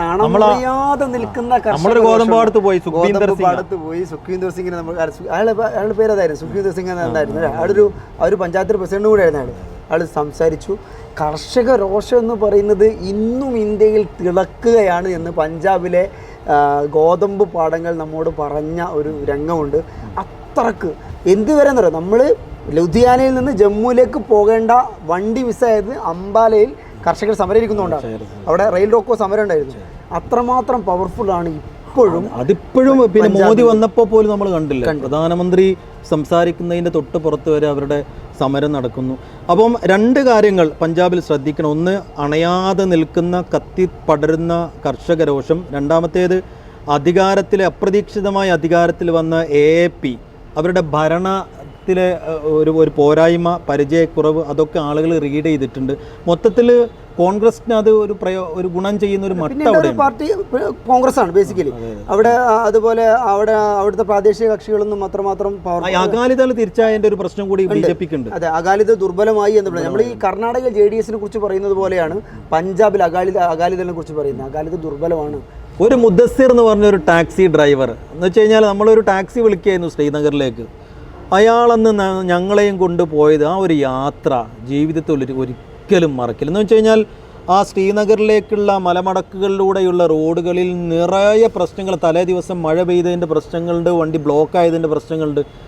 എന്ത് സാഹസികമായൊരു ഡ്രൈവിംഗ് ആണ് ആ മുദ്ദസ്സിർ നടത്തിയെന്ന് ഇപ്പോഴും നമുക്ക് ഒരു ഞെട്ടലോട് കൂടിയാൽ നമ്മൾ പലപ്പോഴും കണ്ണൊക്കെ ഇങ്ങനെ ചിമ്മി നിൽക്കുകയായിരുന്നു. കാരണം ഈ ആളിയൻ വണ്ടിയും കൊണ്ട് പോകുന്ന, കാറും കൊണ്ടുപോകുന്ന അതിസാഹസികമായ കാഴ്ച. നിങ്ങൾ പറഞ്ഞ പോലെ പകലായിരുന്നു നമ്മൾ ഈ ഹാർട്ട് അറ്റാക്ക് വന്ന് മരിച്ചു പോയത്. പക്ഷേ ആ രാത്രി അങ്ങനെ മുദ്ദസ്സിർ നമ്മൾ എത്തിച്ചതുകൊണ്ട് അന്ന് നമ്മൾ ശ്രീനഗറിലെത്തി. അടുത്ത ദിവസം റോഡടച്ചു. ഇനിയിപ്പോൾ അതിൻ്റെ പൊളിറ്റിക്സിലേക്ക് നമ്മൾ വരികയാണെന്ന് എനിക്ക് തോന്നുന്നു ഉധംപൂരിലും ബാരാമുള്ളയിലും ഇലക്ഷൻ കഴിഞ്ഞിട്ടുണ്ടോ തോന്നുന്നു. ആ 5 സീറ്റിൽ BJP അങ്ങേയറ്റം അവിടെ ഭയക്കുന്നുണ്ട് നമുക്ക് മനസ്സിലായി. ആർട്ടിക്കിൾ 370 ഒക്കെ നടപ്പിലാക്കി വലിയ ആത്മവിശ്വാസത്തിൽ BJP നിൽക്കുമ്പോഴും കാശ്മീരിലെ ചിത്രം വേറെ ആയിരുന്നു അല്ലേ? അതെ, ആക്ച്വലി ഈ തെരഞ്ഞെടുപ്പിന് BJP-യുടെ ഏറ്റവും വലിയ 2 പ്രചാരണായുധങ്ങൾ അത് മഹാരാഷ്ട്രയിലെ BJP ഓഫീസിൽ കൃത്യമായിട്ട് എഴുതിയിട്ടുണ്ട്. 400 പാർ എന്നുള്ളതിന് താഴെ ഒന്നാമത്തെ കാര്യമായിട്ട് BJP കൊണ്ടുവരുന്ന സാധനം ആർട്ടിക്കിൾ 370യും രണ്ടാമത്തത് രാമക്ഷേത്ര നിർമ്മാണമാണ്. അതോ ആർട്ടിക്കിൾ 370 നിർത്തലാക്കിയെന്ന് ഞങ്ങൾ റദ്ദു ചെയ്തു, ഇല്ലാതാക്കി എന്ന് പറയുന്നതിനർത്ഥം മുസ്ലിം മുസ്ലിങ്ങൾക്കുള്ള ഒരു നാട്ടിൽ മുസ്ലിങ്ങൾക്കുള്ള ചില അവകാശത്തെ പ്രത്യേകമായ അവകാശത്തെ ഞങ്ങൾ എടുത്തു കളഞ്ഞു എന്നുള്ളതാണ്. രാമക്ഷേത്രം ഉണ്ടാക്കി എന്നുള്ളതിനെ അതിനർത്ഥം ഹിന്ദുക്കൾക്ക് വേണ്ടിയിട്ടുള്ള 500 കൊല്ലമായിട്ട് ഹിന്ദുക്കൾ അവകാശപ്പെട്ടിരുന്ന ഒരു കാര്യത്തെ ഞങ്ങൾ പൂർത്തീകരിച്ചു എന്നാണ്. രണ്ടും മുസ്ലിം വിരുദ്ധമാണ്. അപ്പോൾ ഞങ്ങൾ അവിടെ ഉള്ള സമയത്ത് അനന്തനാഗിലെ മത്സരം നടക്കാനിരിക്കുന്നതാണ്. പക്ഷെ അത് പിന്നീടേക്ക് മാറ്റി വെച്ചു. അനന്തനാഗ് രജൗരിയിലെ ബാബു മുഫ്തിയുടെ. അപ്പോൾ എനിക്ക് തോന്നുന്നു അവിടെ ഈ ആർട്ടിക്കിൾ 370 നടപ്പാക്കിയതിനെതിരെ വലിയ ആളുകൾക്ക് വലിയ എതിർപ്പ് അതിനകത്തുണ്ട്. നമ്മൾ മൈക്ക് വെച്ചപ്പോൾ പലരും മൈക്കിലൂടെ പറയാൻ മടിച്ചെങ്കിൽ കൂടിയും ഔട്ട് ഓഫ് മൈക്ക് ആളുകൾ അവരുടെ വികാരങ്ങളൊക്കെ നമ്മളുമായി പങ്കുവെച്ചിട്ടുണ്ട്. അപ്പോൾ എനിക്ക് തോന്നുന്നു അവിടെ BJPക്ക് ഇത്തവണ കാര്യമായി ഒന്നും ചെയ്യാൻ കഴിയാത്തൊരവസ്ഥയാണ്. BJP ഈ ഇന്ത്യയിലുടനീളം ആർട്ടിക്കിൾ 370 കുറിച്ച് വാതോരാതെ BJP, അമിത്ഷാ, നരേന്ദ്രമോദി സംസാരിച്ചെങ്കിലും ഇത് ഏറ്റവും കൂടുതൽ ബാധിക്കുന്ന സ്ഥലത്ത് BJP മത്സരത്തിനില്ല, സംസാരിക്കുന്നുമില്ല. ആ ഒരു ഭയമുണ്ട്. എനിക്ക് തോന്നുന്നു ഫറൂഖ് അബ്ദുള്ളയ്ക്കും ഇന്ത്യ മുന്നണിക്കും അവിടെ കാര്യമായ നേട്ടം ഉണ്ടാക്കാൻ കഴിയുന്ന ഒരു ഇലക്ഷൻ തന്നെയായിരിക്കും. കാരണം 370 നടപ്പാക്കിയതിന് ശേഷം വരുന്ന ആദ്യത്തെ ഇലക്ഷൻ കൂടിയാണ്. സ്വാഭാവികമായി ഇന്ത്യ മുന്നണിക്ക് അവിടെ വലിയ നേട്ടം ഉണ്ടാക്കാൻ കഴിയും എന്നുള്ള ഒരു ബോധ്യപ്പെടലോട് കൂടിയാണ് നമ്മൾ ശ്രീനഗറിൽ നിന്ന് വിമാനം വഴി ഡൽഹിയിലേക്ക് ഇറങ്ങിയത്. നമ്മളെ യാത്രയിൽ ഒരുപാട് എക്സൈറ്റ്മെൻറ്റോട് കൂടി കാത്തിരുന്ന ഒരു സംസ്ഥാനമാണ് UP. ഏറ്റവും കൂടുതൽ ദിവസം നിന്ന സ്ഥലം UP ആണ്. അല്ല, രാജ്നാഥ് സിംഗ് പണ്ട് മുതലേ ലക്നൗ പരമ്പരാഗത ഒരുപാട് കാലമായിട്ട് BJPയുടെ കൂടെ നിൽക്കുന്നൊരു മണ്ഡലമാണ്. അടൽ ബിഹാരി വാജ്പേയി 8 തവണ അവിടെ നിന്ന് ജയിച്ചിട്ടുണ്ട്, എൻ്റെ ഓർമ്മ ശരിയാണെങ്കിൽ 8 തവണ ജയിച്ചിട്ടുണ്ട്. പിന്നീട് അതിൻ്റെ ഒരു തുടർച്ചയാണ് ലക്നൗവിലെ രാജ്നാഥ് സിംഗിനുള്ളത്. ലക്നൗവിലെ ദാറുൽ പോലെയുള്ള ദുയൂബന്ദ് പോലെയുള്ള സ്ഥാപനങ്ങളൊക്കെ രാജ്നാഥ് സിംഗ് നല്ല അടുപ്പമുണ്ട്. അവിടെ BJP സ്ഥിരമായിട്ട് ജയിക്കുന്നതാണ്. അത് പറയുമ്പോൾ കൂടി നമ്മളൊരു കാര്യം പറയേണ്ടതെന്ന് പറയും, നമ്മൾ UPയെ കുറിച്ചൊക്കെ നമ്മൾ പല കാര്യങ്ങളൊക്കെ പറയുമ്പോൾ പോലും ഈ യാത്രയിൽ നമ്മൾ ഏറ്റവും നല്ല ബീഫ് തിന്നത് എവിടുന്നാണ്? ലക്നൗന്ന് 25 രൂപ കിട്ടുന്ന ബീഫ് കബാബാണ് നമ്മൾ കഴിച്ചത്. അല്ലല്ല, അത് പട്നയിലായിരുന്നു. ലക്നൗവിൽ പക്ഷേ നല്ല ബീഫ് കഴിച്ചു. നല്ല ബീഫ് അവിടെ കിട്ടിയിരുന്നു. അപ്പോൾ അയാൾ BJP സപ്പോർട്ട് കൂടിയാണ്. പക്ഷെ ഒരു കാര്യമുണ്ട്, നമ്മൾ പിന്നെ BJP 400 പാർ എന്നുള്ള ഒരു വലിയ സ്ട്രാറ്റജി ഒക്കെ മുന്നിൽ വെച്ച് നേരത്തെ ഇലക്ഷനിൽ ഇറങ്ങിൽ കൂടിയും നമ്മൾ മെഹങ്കായും ബെറോസ്ഗാരിയെയും കുറിച്ച് കേൾക്കാൻ തുടങ്ങിയത് UP കാര്യമായി കേൾക്കാൻ തുടങ്ങുന്നത്. എനിക്ക് തോന്നുന്നു അവിടെ ഇത്രയും കാലം BJP ഭരിച്ചതിൻ്റെ ഒരു പ്രയാസമൊക്കെ അവിടെ ഗുജറാത്തിലെ പോലെ തന്നെ ആളുകൾക്കുണ്ട്. ആളുകൾ അവരുടെ ഇപ്പോൾ BJP സപ്പോർട്ടേഴ്സായ ആളുകൾ അതിനെക്കുറിച്ച് സംസാരിക്കില്ല എങ്കിൽ കൂടിയും കുറേ ആളുകൾ നമ്മൾ മൈക്ക് വെച്ചപ്പോൾ വിലക്കയറ്റത്തെക്കുറിച്ചും ഈ പറഞ്ഞ പോലെ ഉള്ള തൊഴിലില്ലായ്മയെക്കുറിച്ചൊക്കെ ആളുകൾ സംസാരിച്ച് തുടങ്ങുന്നത്. ബീഹാറിലെത്തിയപ്പോൾ അതിൻ്റെ ഒരു മൂർധന്യാവസ്ഥയിലേക്ക് വന്നു. പക്ഷേ ലക്നൗ എന്നൊക്കെ നമ്മൾ ആ സാധനം കേട്ട് തുടങ്ങിയിട്ടുണ്ട് അല്ലേ? അതെ, ഈ ലക്നൌവിൽ നമ്മൾ കുറച്ച് ഒരു രാത്രി മാത്രമേ ഉണ്ടായിരുന്നു, നമ്മൾ ആളുകളുടെ എന്നാലും ഒരുപാട് നേരം നമ്മൾ സംസാരിച്ചു. എന്നെ ഒരു സ്വാമിജി തലയിൽ കൈവച്ചിട്ട് മോദി ജയിക്കും എന്നൊക്കെ പറഞ്ഞ സേഫ് ഒരു ഉണ്ടാവും. ഏതായാലും അത് കഴിഞ്ഞിട്ട് പക്ഷേ നമ്മൾ പിന്നീട് ഫൈസാബാദിലെത്തുന്നു. അയോധ്യയായിരുന്നു നമ്മുടെ ഒരു സ്ഥലം. അയോധ്യ അല്ല, അതിന് മുന്നേ ഫൈസാബാദിൽ നമ്മൾ കണ്ടൊരു കാഴ്ച ഉണ്ട്. ഫൈസാബാദ് എന്നുള്ള പേര് മാറ്റാൻ വേണ്ടിയിട്ടുള്ള ശ്രമങ്ങൾ ഫൈസാബാദ് ഇല്ല. അത് വെച്ചാൽ രാംപദ് എന്ന് പറയുന്ന രാമക്ഷേത്രത്തിലേക്ക് പോകുന്ന വഴിയെ മൊത്തം ഞാൻ 2019 അയോധ്യയിൽ പോയതാണ്. അന്ന് അയോധ്യ ഒരു ചെറിയ ഗ്രാമം മാത്രമാണ്. ഒരു കുറച്ച് CRPF പട്ടാളക്കാർ കാവൽ നിൽക്കുന്ന ഒരു വികസനം മീൻസ് അവിടെ പ്രശ്നങ്ങളാണ്. ആ ഒരു ചെറിയൊരു ഇടത്തരം നഗരമാണ്. പക്ഷേ എന്ത് പറഞ്ഞാലും രാമക്ഷേത്രം വന്നതിന് ശേഷം BJP ഒരു പ്രൈം പ്രോജക്റ്റ്, ഫ്ലാഗ്ഷിപ്പ് പ്രോജക്റ്റാണ് അയോധ്യ എന്ന് പറയുന്നത്. അതിനനുസരിച്ച് വലിയ റോഡുകൾ ഉണ്ടാക്കിയിട്ടുണ്ട് എന്ന് മാത്രമല്ല എല്ലാത്തിൻ്റെ മുകളിൽ രാമപത്ത് എന്ന് എല്ലാത്തിനും എഴുതിയിട്ടുണ്ട്. ഫൈസാബാദിന്റെ പേര് തന്നെ എടുത്ത് കളഞ്ഞപ്പോൾ അയോധ്യ എന്നാക്കി അവർ ഇത് ചെയ്തല്ലോ. അപ്പോൾ ഫൈസാബാദിനെ എടുത്ത് കളയുക എന്നുള്ളതും അയോധ്യയെ പ്രതിഷ്ഠിക്കുക എന്നുള്ളതും BJPയുടെ രാഷ്ട്രീയ പദ്ധതിയാണ്. അത് കൃത്യമായി നടപ്പാക്കുന്നത് നമ്മൾ ഫൈസാബാദിൽ കാണുകയാണ്. പിന്നെ അന്ന് ഫൈസാബാദിൽ നിന്നിട്ടാണ് നമ്മൾ അയോധ്യയിലേക്ക് പോകുന്നത്. അയോധ്യയിൽ പോയി നമ്മൾ രാം മന്ദിർ കണ്ടു, അവിടെ ആളുകളോട് സംസാരിച്ചു. എവിടുന്നൊക്കെയോ വരുന്ന കുറേ മനുഷ്യന്മാർ, രാജസ്ഥാനിൽ നിന്നും മധ്യപ്രദേശിൽ നിന്നൊക്കെ വരുന്ന ആളുകൾ, അവരോട് സംസാരിക്കുമ്പോൾ സ്വാഭാവികമായും രാം മന്ദിറിനെ കുറിച്ചും രാം മന്ദിർ മോദി കൊണ്ടുവന്നതിനെ കുറിച്ചും BJPയെക്കുറിച്ചൊക്കെ വാദോരാ സംസാരിക്കുന്ന ആളുകൾ പക്ഷേ അയോധ്യക്കാരായിരുന്നില്ല. അതെ, ഈ അയോധ്യയിൽ നമ്മൾ പറയുമ്പോൾ പ്രധാനമായിട്ട് ശ്രദ്ധിക്കേണ്ട ഒരു കാര്യം എനിക്ക് തോന്നുന്നത്, അയോധ്യ BJPയുടെ ഏറ്റവും വലിയ പ്രചാരണായുധമാണ്.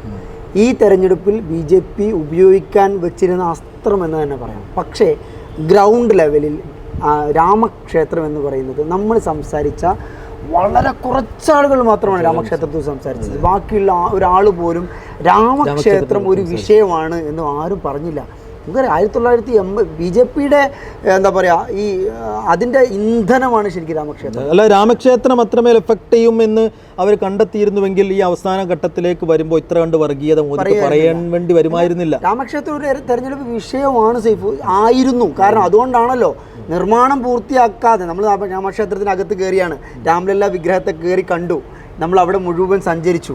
എന്നിട്ടും 25% പണി ഇനിയും അല്ല, ഒരു 40% പണി ഇനിയും ബാക്കിയാണ്. എന്നിട്ടും അത് ഉദ്ഘാടനം ചെയ്യണമെങ്കിൽ BJP ഈ തെരഞ്ഞെടുപ്പിൽ രാമക്ഷേത്രം ഒരു കത്തിക്കുന്ന പ്രചാരണ വിഷയമാക്കി ഉപയോഗിക്കാൻ തീരുമാനിച്ചിട്ടുണ്ട്. പക്ഷേ ഫോർച്യുനേറ്റ്ലി ഓർ അൺഫോർച്ചുനേറ്റ്ലി ആ വിഷയം, ആ തെരഞ്ഞെടുപ്പ് അതൊരു ഈ തെരഞ്ഞെടുപ്പ് വിഷയമായതേ ഇല്ല എന്നുള്ളതാണ്.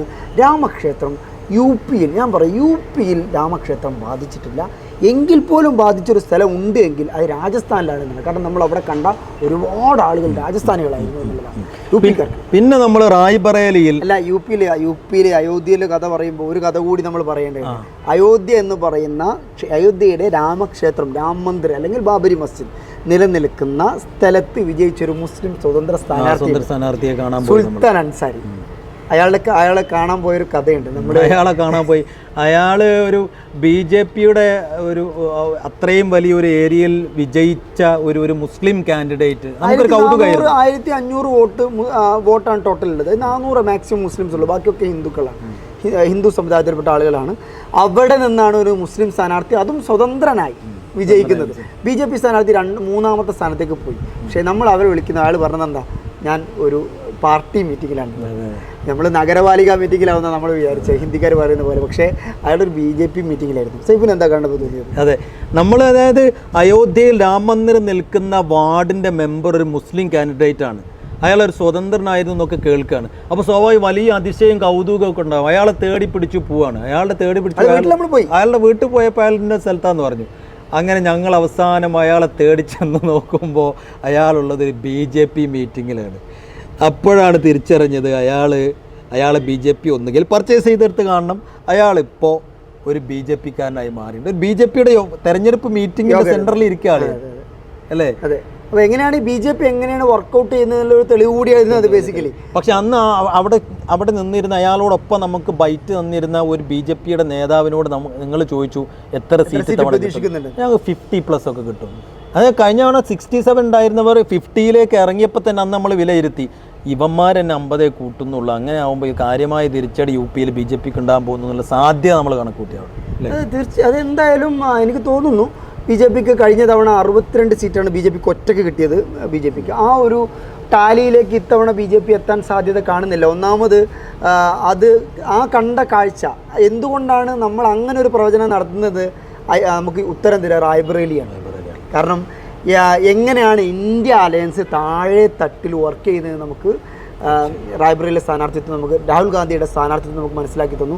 നമ്മൾ ആ സമയത്ത് നമ്മൾ അയോധ്യയിൽ ഇരിക്കുന്ന സമയത്താണ് ഇവിടെ നമുക്ക് ഡെസ്കിൽ നിന്ന് വിളിച്ച് നിഷാർക്ക് വിളിച്ചിട്ട് എത്രയും പെട്ടെന്ന് നിങ്ങൾ റായ്ബറേലിയിൽ പോകണമെന്നുണ്ട്. റായ്ബറേലിയിൽ നാളെ പത്രികാ സമർപ്പണം. ഇന്നാണ് നമ്മൾ പോകുന്നത്. നമ്മൾ നമ്മുടെ റായ്ബറേലിയെ കുറിച്ച് നമുക്ക് അമേഠി നമ്മുടെ പ്ലാനിലുണ്ടായിരുന്നു, പക്ഷെ നമുക്ക് അൺഫോർച്യുനേറ്റ്ലി പോകാൻ പറ്റിയില്ല.